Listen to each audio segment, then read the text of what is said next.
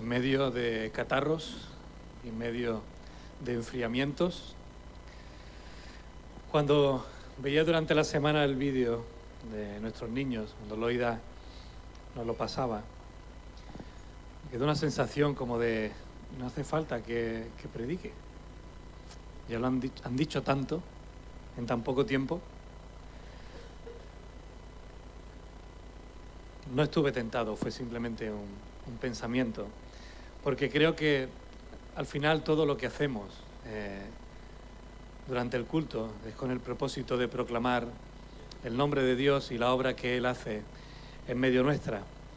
Y ya tenía pensado y programado el que hoy habláramos acerca de este pasaje, que si queréis no os despeguéis de él, porque hoy sí que no nos vamos a mover demasiado, de Juan capítulo 6. Cuando estaba meditando esta semana de nuevo acerca de este pasaje, hay muchas cosas que saltan al pensamiento y que llaman la atención, y es un pasaje riquísimo. Jesús no deja detalles ni cabos sueltos a la hora de hablar con este grupo de personas que estaban buscándole. Y es necesario, antes de entrar de lleno en la enseñanza de este pasaje, que haga algunas indicaciones acerca del Evangelio de Juan.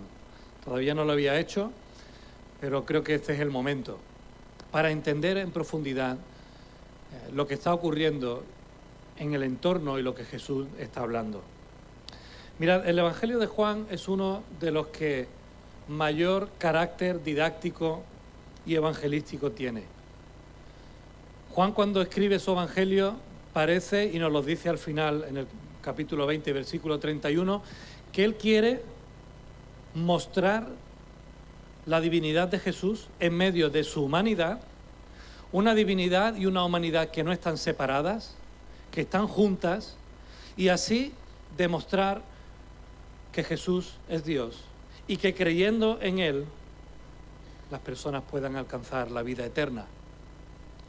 Por eso, cuando Juan está hablando acerca de Jesús, hay algo característico en su Evangelio, y es que él muestra discursos de Jesús, pero discursos que vienen precedidos por señales.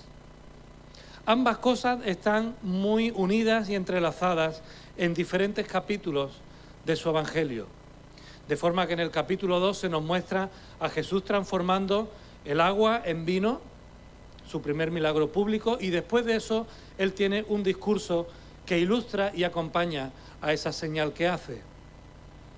Aquí en el capítulo 6, estas palabras que Isabel ha comenzado leyendo en el versículo 25, dice que había gente que estaba buscando a Jesús, y le estaba buscando porque el capítulo 6 comienza hablando acerca de la multiplicación de los panes y de los peces, esa señal que Jesús hace.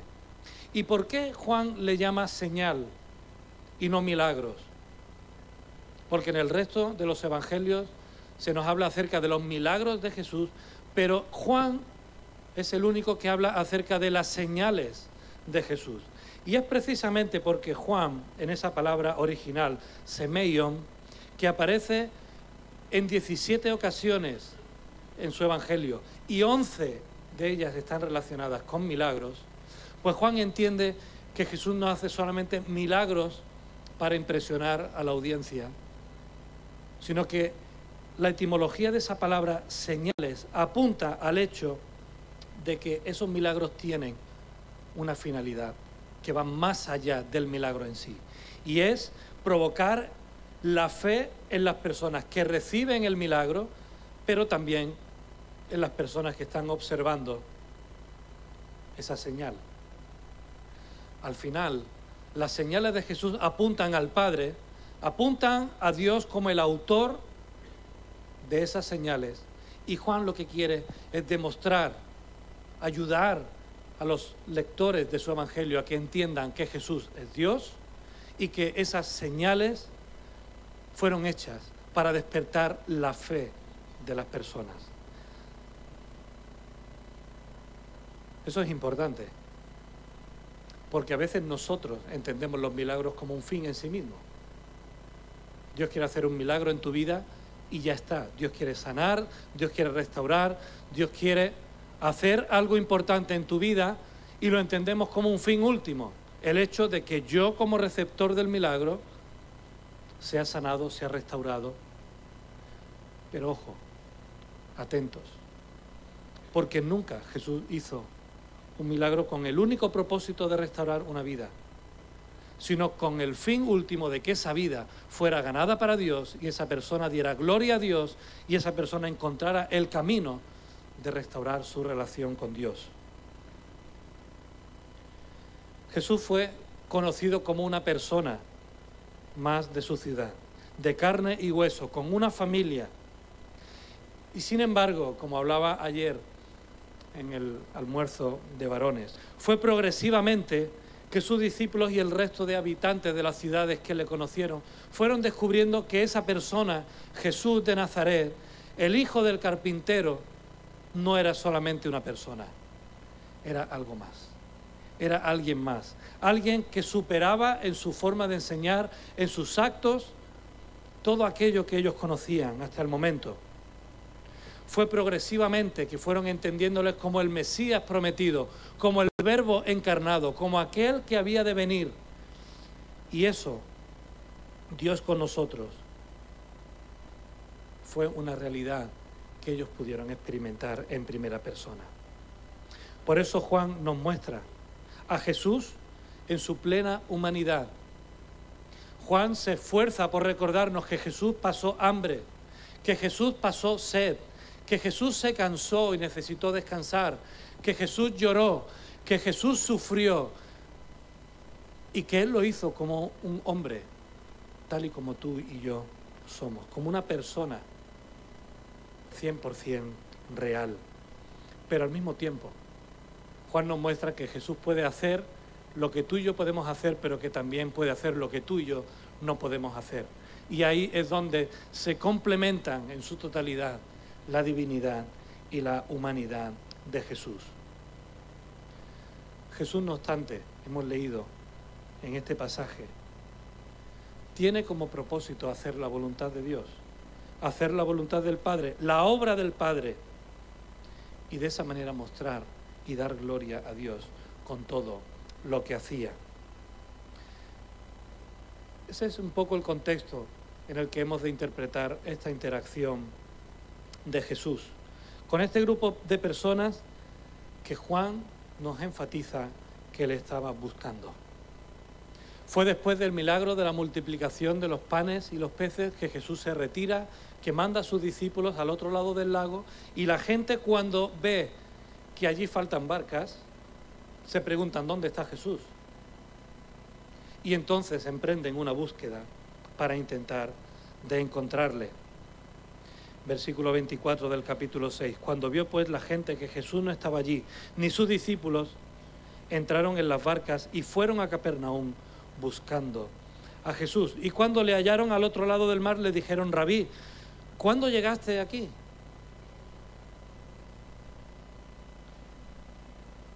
Jesús acababa de hacer un milagro impresionante, una señal impresionante acerca de su poder y del poder del Padre. Más de 5.000 hombres, sin contar mujeres y niños, fueron alimentados con apenas un par de panes y un par de peces que un chaval había ofrecido. En el capítulo 6 y versículo 14 vemos un ejemplo de lo que comentaba acerca de las señales y del fin que buscaban. Aquellos hombres, entonces, viendo la señal que Jesús había hecho, dijeron: este verdaderamente es el profeta que había de venir al mundo. Y esa experiencia produjo esa búsqueda más intensa de Jesús y de sus discípulos. Una búsqueda que Jesús aprovecha para hablarles más profundamente sobre la verdadera necesidad que tienen. Ese es el itinerario que sigue Juan, que Jesús hace una señal para mover el entendimiento de las personas, para mover la curiosidad de las personas, para mover la intriga de las personas acerca de Jesús, pero que Jesús utiliza esa curiosidad, esa intriga, para hablarles de lo que realmente es importante para ellos. Los versículos 26 al 31, así nos los hacen ver, y vamos a leerlos de nuevo. Respondió Jesús y le dijo: de cierto os digo que me buscáis, no porque habéis visto las señales, sino porque comisteis del pan y os saciasteis. Es interesante que Jesús, de nuevo, como hace habitualmente, no presta atención a la pregunta que le hacen, sino que Él directamente cambia el chip y guía la atención de las personas a donde Él quiere ser guiada. Da igual donde yo haya estado y cómo he llegado aquí. Lo realmente importante es que vosotros me estáis buscando porque habéis saciado vuestro estómago. La palabra que usa Juan, que refleja lo que Jesús le está diciendo, no es simplemente comer, porque habéis comido y os habéis saciado. Apunta a cómo comen los animales, a cómo los animales devoran la comida, cómo los animales buscan en su ansia de saciar esa hambre. Y así es como Jesús ve a las personas, buscando comer de esa manera, con esa ansia de que su hambre sea totalmente satisfecha. Y Jesús les ve así y al mismo tiempo le dice: trabajad, versículo 27, no por la comida que perece, sino por la comida que a vida eterna permanece, la cual el Hijo del Hombre os dará, porque a este señaló Dios el Padre. Entonces le dijeron: ¿qué debemos hacer para poner en práctica las obras de Dios? Respondió Jesús y les dijo: esta es la obra de Dios, que creáis en el que Él ha enviado. Y le dijeron entonces: ¿qué señal pues haces para que creamos? ¿Qué obra haces? Nuestros padres comieron el maná del desierto, como está escrito: pan del cielo les dio a comer. ¿No os llama la atención, seguramente igual que a mí, que estas personas que habían visto o oído acerca de lo que Jesús había hecho con la multiplicación de los panes y los peces, de pronto le digan a Jesús: ¿qué señales hace para que viéndolas te creamos? ¿Acaso no fue suficiente señal esa? También el contexto nos ayuda. Fijaos que Jesús se preocupó por las necesidades de las personas, las vio como una unidad psicosomática indivisible. No separó el ámbito físico del ámbito espiritual. Entendió que como personas estamos formados por unas necesidades físicas, por unas necesidades emocionales, por unas necesidades intelectuales y también por unas necesidades relacionales y espirituales. Y así es como Jesús nos enseña que nos preocupemos los unos por los otros y nosotros juntos por todos los demás. Parte del ministerio de Jesús estuvo enfocado en atender a los que necesitaban una mejor vida e impactarles con el mensaje de la vida eterna. Paralíticos, lunáticos, leprosos, ciegos, endemoniados, sordomudos. Así fue como Jesús les vio, no solamente necesitados de cambiar su realidad física, sino cómo esa realidad física estaba afectándole socialmente y también relacionalmente. De igual manera, ese mensaje transformador fue compartido con los que necesitaban dirección e incluso sentido en sus propias vidas. Y ahí encontramos al joven rico que no tenía una necesidad física, pero sí una necesidad espiritual, a Zaqueo, que no tenía una necesidad física, pero sí tenía una necesidad espiritual, a Nicodemo, que se aproxima a Jesús sin una necesidad física, pero sí con una necesidad espiritual, y Jesús trata a todos de la misma manera. Les atiende, les escucha y les muestra cuál es la real necesidad que están teniendo en sus vidas. No obstante, como ya hemos dicho, Jesús no buscaba solamente el bien de la persona, sino que fuera dada la gloria a Dios, la gloria al Padre, y se produjera ese encuentro de las personas con Él. Ese reencuentro de Dios con los hombres. Y es en ese sentido que Jesús llama la atención a las personas que le buscan y les indica el camino a seguir. Sus vidas necesitan ser restauradas, sí, pero más importante, necesitan ser restauradas y guiadas hacia la vida eterna. Y las palabras de estas personas hacia Jesús parecen ir en ese sentido. ¿Acaso puede Jesús hacer eso? ¿Acaso puede Jesús hacer una obra más grande que la que Moisés hizo? ¿Acaso puede hacer Jesús una obra más grande que la que Moisés mostró mandando que descendiera pan desde el cielo? ¿Acaso eres tú mayor que Moisés, quien dio pan del cielo a nuestros padres? Esa es la palabra que parece que hay detrás de ese interrogante. Parece que existía la creencia generalizada de que el Mesías prometido sería alguien que igualara el milagro de Moisés y que Israel volvería a experimentar el maná del cielo manifestado físicamente tal y como Moisés lo hizo. Para ellos también la Torá, la enseñanza de la palabra, era el pan de Dios para sostener al ser humano. Y así lo vemos en los relatos que nos hablan acerca de la creencia de las tradiciones judías. Fijaos, el Mesías vendría a reproducir el mismo milagro y al mismo tiempo la ley de Moisés era el pan que alimentaba y sostenía la vida espiritual del pueblo. De nuevo, y sin embargo, Jesús hizo ver a las personas que Dios usa a los hombres, pero que el verdadero protagonista es Dios. No fue Moisés quien hizo descender el pan del cielo. Fue Dios quien envió el maná para sustentar la vida de su pueblo en el desierto. No fue Moisés quien les entregó la ley. Fue Dios quien les entregó las palabras de vida eterna que el pueblo necesitaba. Y aunque Moisés viniera y a través de él Dios manifestara la ley y diera el maná, por medio de Jesús venían de nuevo la gracia y la verdad, la fe y la salvación, la vida completa y eterna. La pena es que ellos siguen pensando en llenar sus barrigas cuando Jesús les dice que Él es el verdadero pan que desciende del cielo, el verdadero pan que da vida al mundo.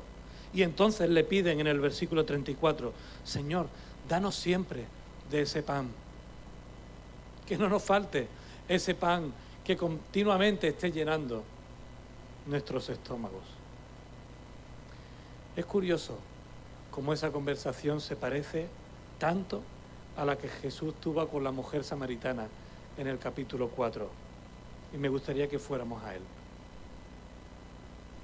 Juan 4, versículos del 7 al 15. Está apenas unas páginas antes.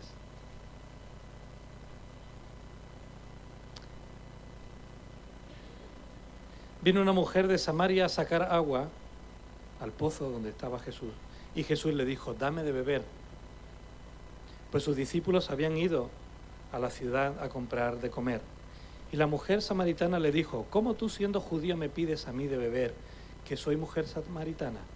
Porque judíos y samaritanos no se tratan entre sí. Y respondió Jesús y le dijo, si conocieras el don de Dios, y quién es el que te dice, dame de beber, tú le pedirías y él te daría agua viva. Y la mujer le dijo, Señor, no tienes con qué sacarla del pozo. El pozo es hondo. ¿De dónde, pues, tienes el agua viva? ¿Acaso eres tú mayor que nuestro padre Jacob, que nos dio este pozo, del cual bebieron él, sus hijos y sus ganados? Respondió Jesús y le dijo, cualquiera que bebiere de este agua volverá a tener sed, mas el que bebiere del agua que yo le daré no tendrá sed jamás, sino que el agua que yo le daré será en él una fuente de agua que salte para vida eterna.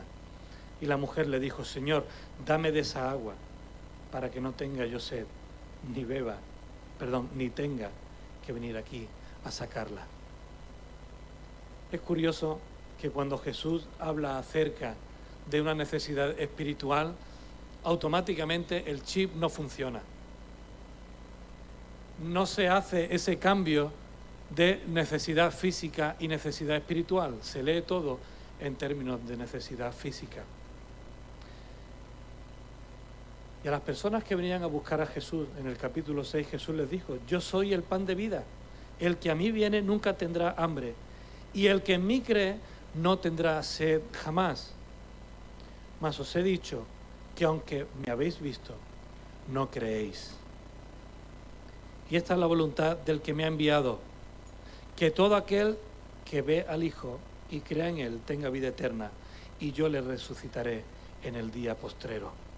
Ese es el resumen de todo el discurso, que es más largo y dura hasta, o lo encontramos hasta el versículo 59, donde Jesús empieza a hablar de la necesidad espiritual de comer figuradamente de Él y beber figuradamente de Él. La pena es que los prejuicios y la superficialidad imposibilitaron que muchas personas reconocieran a Jesús como el enviado de Dios para dar vida eterna. Fijaos que en el capítulo 5, los versículos 39 y 40, Jesús tuvo que decirle a las personas en otro lugar diferente: escudriñad las Escrituras, buscad en las Escrituras, porque a vosotros os parece que en ellas tenéis vida eterna, y ellas son las que dan testimonio de mí. Contrastad mi vida, contrastad mis obras, contrastad mi mensaje con lo que dicen las Escrituras, porque si en las Escrituras encontráis vida eterna, entonces también en las Escrituras vais a encontrar acerca de mí. Lo triste es lo que continúa después: y no queréis venir a mí para que tengáis vida.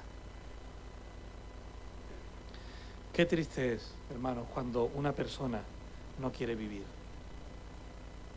Qué duro es luchar para que alguien cambie su mente de querer morir a querer vivir, de no querer seguir viviendo a que quiera seguir viviendo. Y hermano, yo pensaba durante esta semana en estas palabras de que Él es el pan de vida, de que Él es quien quiere darnos esa vida, y no podía dejar de pensar en lo maravillosa que puede llegar a ser nuestra vida. Creo que como cristianos tenemos que ser unos enamorados de la vida, transmitir ganas de vivir, de disfrutar de la naturaleza, de comer rodeados de buena compañía, de disfrutar de viajar, de hacer deporte, de emocionarnos en un buen concierto, con una buena película o con una buena obra de teatro a quien le guste, de ver un buen partido de fútbol rodeado de amigos. Creo que Dios, hermanos, nos ha dado el privilegio de vivir y de poder vivir intensamente. Y a veces separamos, nosotros los primeros, nuestra realidad física de nuestra realidad espiritual. Y seguimos perpetuando un modelo que no es el modelo que encontramos en la Biblia. Porque Jesús disfrutó de su vida. Jesús disfrutó de la compañía. Disfrutó de viajar con sus discípulos. Disfrutó de pasar tiempo con ellos. A ver si os suena esto.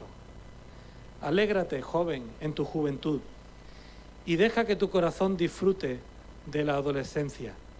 Sigue los impulsos de tu corazón y responde al estímulo de tus ojos. ¿Está eso en la Biblia? ¿Qué pensáis, chicos? ¿Está eso en la Biblia? Dios diciendo: disfruta de tu juventud, disfruta de lo que ven tus ojos, disfruta de lo que tu corazón te lleve a disfrutar. ¿Es un mensaje bíblico? Algunos decís que no sabéis, otros decís que sí. Pues sí, está en Eclesiastés, en capítulo 11 y versículo 9. Pero el texto continúa y dice: ahora bien, ten en cuenta que Dios te juzgará por todo ello. Por ello, acuérdate de tu Creador en los días de tu juventud, antes de que lleguen los días malos y vengan los años en que digas, no encuentro en ellos placer alguno. Dios quiere que disfrutemos intensamente de nuestra vida, pero poniéndole a Él lo primero y pidiéndole a Él que nos enseñe a disfrutar de la vida. Y lo mejor de esta vida es solamente un reflejo de lo que está por venir. Hace poco hablaba con alguien mientras paseaba a Chispa, ahí en el parque de ahí detrás, y hablábamos acerca del cielo. ¿Cómo será el cielo? ¿Verdad, Fernando? Y decía, yo no lo sé, pero tiene que ser lo mejor de lo mejor que tenemos aquí multiplicado por 1000. Porque esa es la imagen que Apocalipsis nos muestra. Que por muy buena e intensa que pueda ser nuestra vida aquí, el cielo va a ser, y perdonadme la expresión, la repera. Un hermano al que quiero muchísimo siempre me decía, pastor, cuando estemos en la presencia de Dios vamos a decir, pero esto era verdad. ¿En serio que esto era de verdad? Porque sea lo que sea que te guste, sea lo que sea con lo que disfrutes en esta vida, yo creo que el Señor nos va a hacer disfrutar por la eternidad de una manera que no podemos ni imaginarnos. Pero eso no quita que Dios no quiera que disfrutemos de nuestra vida aquí. Y creo que como cristianos tenemos que ser transmisores de que la vida vale la pena vivirla. Hermanos, no podemos vender la vida eterna y no estar disfrutando de la vida eterna que ya ha empezado aquí. Esa es la realidad del mensaje de vida eterna que Dios quiere traernos, de ese pan que viene a alimentar nuestra necesidad de vida, que la vida eterna ya ha empezado, que no es algo que vivamos en un futuro, sino que ya ha empezado, porque Jesús dijo, yo soy la resurrección de la vida y el que en mí cree y vive no morirá eternamente. Juan habla constantemente acerca de la vida, más que ningún otro libro de la Biblia. 39 veces menciona que Dios es vida. Y también habla acerca de otra alternativa, la de no tener la vida. ¿Y qué alternativa nos muestra Juan acerca de no tener la vida? Pues la muerte, sobre la que Dios nos advierte. Que sin vida, sin la vida de Dios, sin la vida que Dios nos ofrece, dice el capítulo 3 que estamos perdidos. Que no veremos la vida, sino la ira de Dios. Que seremos condenados y no salvados, capítulo 5. Que resucitaremos después de la muerte. Claro que sí. Las personas que no aceptan el mensaje de vida de Dios, que no creen en Jesús como el dador de la vida, resucitarán también después de la muerte. Sí, pero ellos para condenación. Y Jesús lo dijo en el capítulo 5, el versículo 29. Que seguiremos teniendo hambre y sed por la eternidad. Que andaremos a oscuras, en tinieblas. Y hermanos, así es normal que haya gente que no quiera vivir, que no quiera seguir viviendo. Pero ¿por qué preferir la muerte antes que la vida abundante que Dios ofrece? Esa es la pregunta que hemos de hacernos todos nosotros, y esa es la pregunta que tienes que hacerte tú si no has entregado tu vida a Jesucristo, si no has creído que Él es el pan del cielo que descendió para darnos vida y vida eterna. ¿Quieres disfrutar de una vida llena de sentido y que eso se prolongue por la eternidad? Pues eso es lo que Jesús está hablando. Que esta es la vida eterna, que te conozcan a ti, el único Dios verdadero, y a Jesucristo, a quien tú has enviado. Juan 17, versículo 3. Jesús les dijo, yo soy el pan de vida. El que a mí viene nunca tendrá hambre, y el que en mí cree no tendrá sed jamás. Y al que a mí viene, yo no le echo fuera. Bienaventurados los que tienen hambre y sed de justicia, dijo Jesús. ¿Por qué? Porque ellos serán saciados. Hermanos, que Jesús sea el pan de vida, es decir, el creador y sustentador de la vida, como Elohim que es, debe desafiarnos, como nos han dicho nuestros niños, a levantarnos y a resplandecer, luchando por defender y dignificar la vida y la vida de aquellos que nos rodean.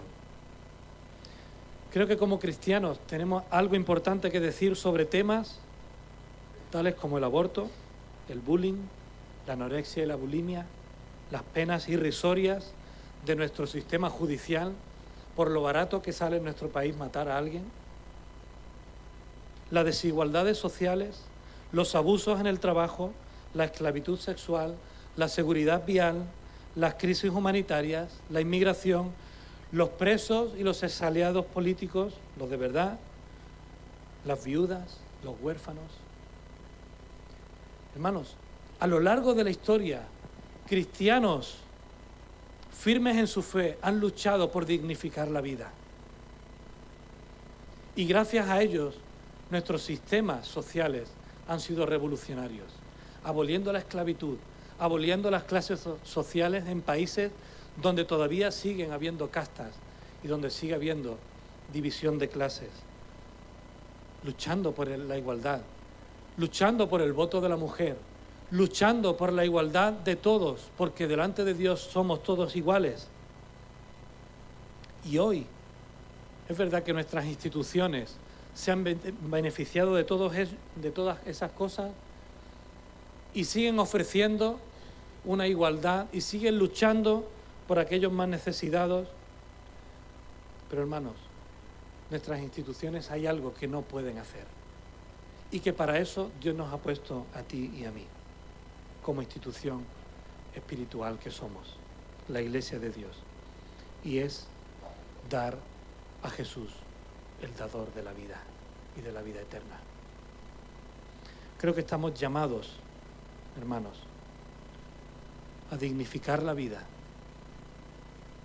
porque Dios la creó y porque Jesús la ganó en la cruz del Calvario por nosotros.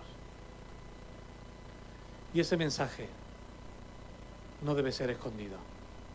Hermanos, tenemos que pensar dónde en estos días nuestra sociedad está necesitando un mensaje de vida y como cristianos levantarnos y luchar para que nuestras vidas aquí también sean transformadas.